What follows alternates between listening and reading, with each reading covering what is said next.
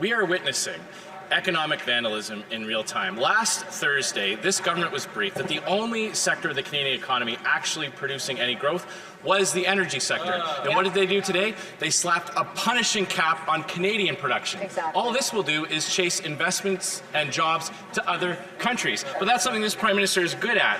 He's increased Canadian investment into the US by $63 billion last year alone.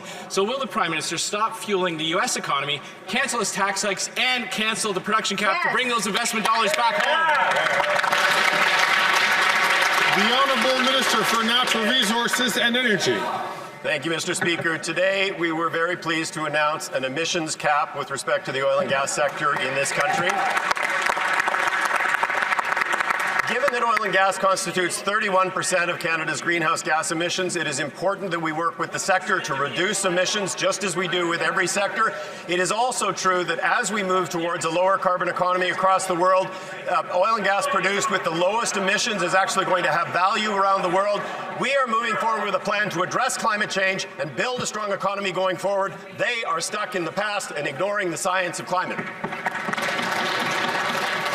The Honourable Member from Regina Capel. All this production cap will do is make other countries richer while making Canadians poorer. But that's something this Prime Minister is so good at. Consider this, GDP per capita in Canada, down. In the US, it's up. 9 years ago, average wages in the US and Canada were almost identical. Now, an American worker brings home $22,000 more than their Canadian counterpart. And $500 billion in investments has fled Canada to the United States, creating bigger paychecks for American workers, all because of this Prime Minister's high taxes and massive deficits. The Prime Minister is the #1 job creator in the United States. So instead of helping the Canadian economy, why not fight for Canada for once? The Honourable Minister for the Environment and Climate Change. Mr. Speaker, maybe the member opposite should take the time to actually read the information about the pollution cap.